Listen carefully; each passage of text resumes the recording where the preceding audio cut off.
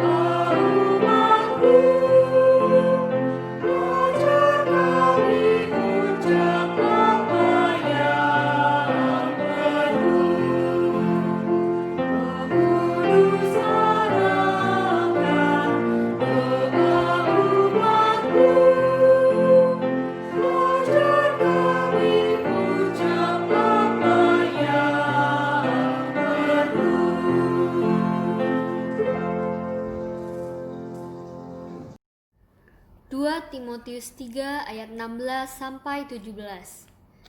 Segala tulisan yang diilhamkan Allah memang bermanfaat untuk mengajar, untuk menyatakan kesalahan, untuk memperbaiki kelakuan, dan untuk mendidik orang dalam kebenaran.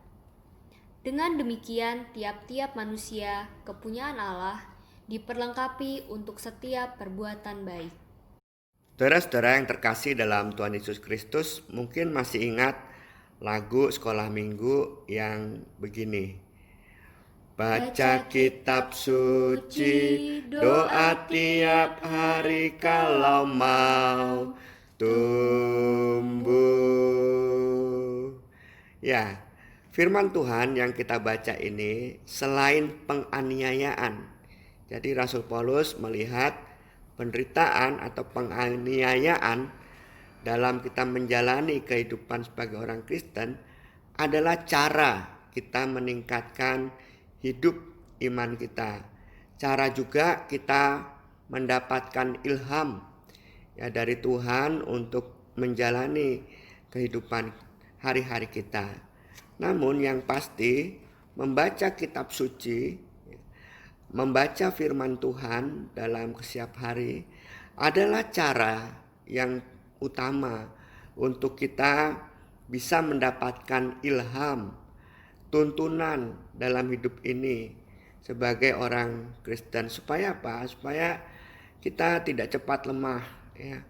Supaya kita tidak cepat putus asa, supaya kita tangguh dalam menjalani kehidupan ini. Ya, penuh dengan kesabaran, penuh juga dengan hikmat, tidak terburu-buru melakukan sesuatu. Firman Tuhan, cara ya bagi Tuhan, ya juga tentu kita juga menemukan tuntunan itu. Untuk apa? Bukan untuk kita sukses dalam arti duniawi, tetapi untuk kita selalu bisa menemukan dan melakukan hal-hal yang baik dalam kehidupan ini. Sekarang ada isu banyak tentang bagaimana orang sudah ingin melakukan sesuatu yang disebut new normal. Ya, kita mau kembali ke masa yang lalu, ya, beribadah dengan tatap muka, kemudian melakukan pertemuan-pertemuan, mungkin bekerja sekolah dengan tatap muka, tetapi secara new, baru. Jaraknya diperlebar, ya, mungkin juga dibatasi, mungkin 2 gelombang dan seterusnya. Nah, hal seperti ini kita juga bisa tanyakan kepada Tuhan. Roh Kudus pasti akan memberi kita petunjuk, akan memberi tuntunan pada kita untuk menemukan hal yang terbaik dalam kehidupan new normal kita. Tapi yang pasti harus new mindset ya. Yang pasti harus new handset juga. Artinya kita melakukan sesuatu yang tetap baik dengan pemikiran yang baru dan tetap menemukan hal-hal yang memuliakan nama Tuhan. Mari saudara kita berdoa. Tuhan, pada kesempatan ini kami bersyukur untuk keberadaan yang selalu diberkati oleh Tuhan. Kami juga bersyukur untuk anak-anak SMA sudah bisa melewati ujian-ujian, bahkan sudah ada yang diterima di universitas. Senang sekali mendengarnya. Begitu juga anak-anak kami SMP juga hari ini mengalami kelulusan kabar.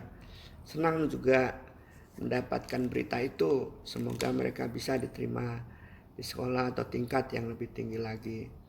Begitu juga yang lainnya mungkin sekarang sedang menghadapi ujian. Pimpinlah mereka, atau juga yang di universitas menghadapi UAS, pimpinlah mereka ya Tuhan. Kami berharap mereka menemukan hal-hal yang baik dalam hidup ini. Kami juga berdoa untuk saudara-saudara kami yang bergumul dengan sakit yang berat sekali. Biarlah mereka dikuatkan dan diberi kesabaran oleh Tuhan. Jangan sampai kehilangan semangat. Kami berdoa juga untuk Pak Yoyo yang kami kenal, teman lama di Prodadi. Biarlah dia mengalami kekuatan dari Tuhan melalui keluarga, melalui doa-doa, dan semakin berserah. Berilah ilham kepadanya untuk melewati semua ini dengan baik. Begitu juga dengan teman-teman atau orang-orang yang kami kasih di sekeliling kami. Inilah ya Tuhan doa kami kepadamu. Dalam Tuhan Yesus Kristus kami berdoa. Amin.